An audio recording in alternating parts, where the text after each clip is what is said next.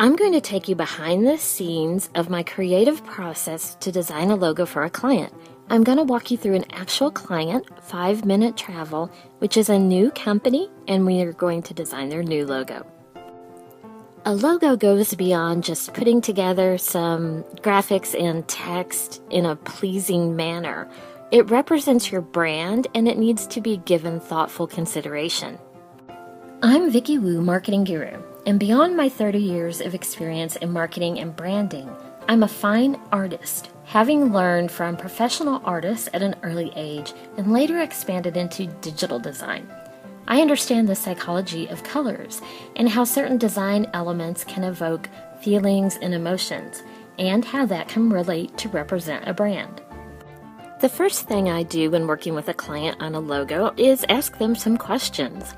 I want to get a good understanding of their brand, any colors they already use or ones they may like if it's a new brand, feelings they want their logo to evoke, and if they already have any ideas about what they kind of may want their logo to look like.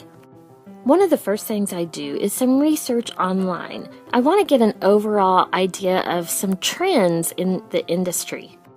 I also want to make sure that I'm not designing something that looks too much like a large competitor, because that could create some confusion. And more importantly, I want to avoid generic looks. You can see at the top right, travel agency, and the bottom left, easy travel.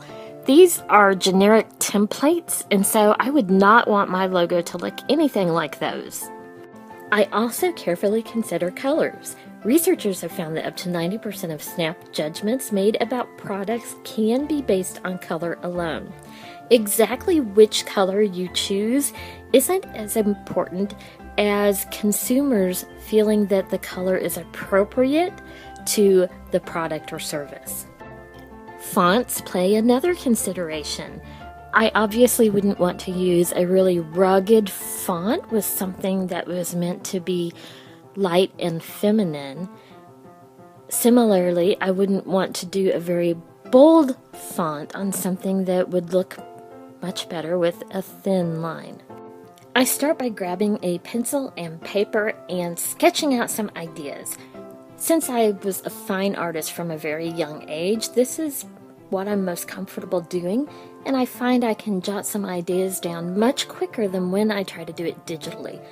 I also be sure to note a few of the big competitors' logos because, like I said, I want to stay away from something that looks too exact like theirs.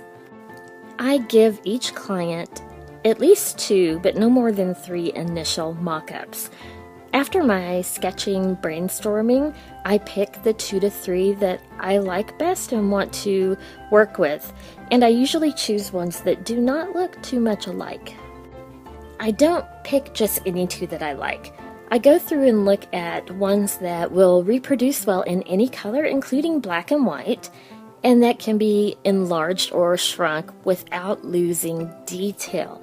And ideally ones that, including the original shape, could also be a square for some different uses. I'm also looking for a design that's relatively simple and not too cluttered, and iconographic. Think McDonald's golden arches. It also needs to be able to transfer to all different types of uses, which not all logo designs can do. Web, business cards, flyers, posters, other printing, email. It needs to be able to cover all of those. I do some research on colors that may work.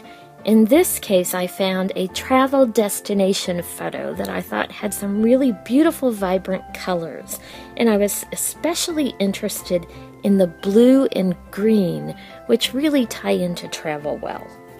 I go to stock photo sites such as Adobe Stock and search for vector images of graphics I can use in the logo without having to design them completely from scratch. This saves time. And by choosing vectors, I know I'm getting something that can scale up and down well without ever looking pixelated. I copy all the different graphical elements that I found that I liked into a vector program such as Adobe Illustrator so I can start visualizing how they may work together and what changes I can make to incorporate into my logo. I manipulate different pieces by moving them around, taking them apart, recoloring them into the brand's chosen colors, and then adding my own graphics and text to start working up some draft logo designs.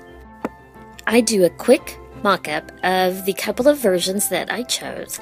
I don't spend a lot of time on this because for most parts, clients don't always know exactly what they want, and they need to see a visual so that they can make some changes and recommendations. I always do both a color and a black and white version of these couple of mock-ups and send them to the client. I email my mock-ups to the client outlining some of the decisions I made and why the different logos might be better in different circumstances. I get their feedback, and then we will move on to a round of revisions. In this case, most of the client's marketing is going to be done on Facebook, so he actually popped the logos in and determined which one looked better with his Facebook page, and he chose the round one.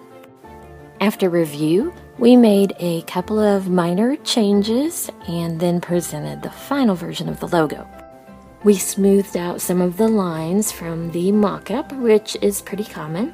We also enlarged the text slightly, and we added a dropped shadow behind the words 5 minute to help them pop off of the globe a bit better.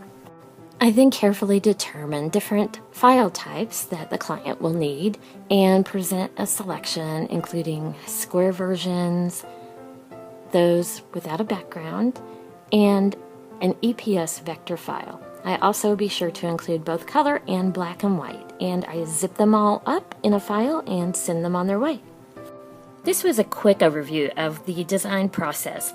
Not everything was covered, but it provides a good behind-the-scenes glimpse of the care and thought process we put into designing logos for our clients. It's never just adding an icon to some text and moving on. I know many businesses similar to those of my clients may choose the least expensive option, only to find they've chosen someone with less knowledge and expertise. I have a couple of beliefs that good marketing and good design don't have to break a small business budget, and that you shouldn't be locked into costly or long-term contracts, but receive the marketing you need only when you need it. Our goal is to provide you access to exceptional levels of expertise at affordable prices. For more information, visit vickiwoo.us.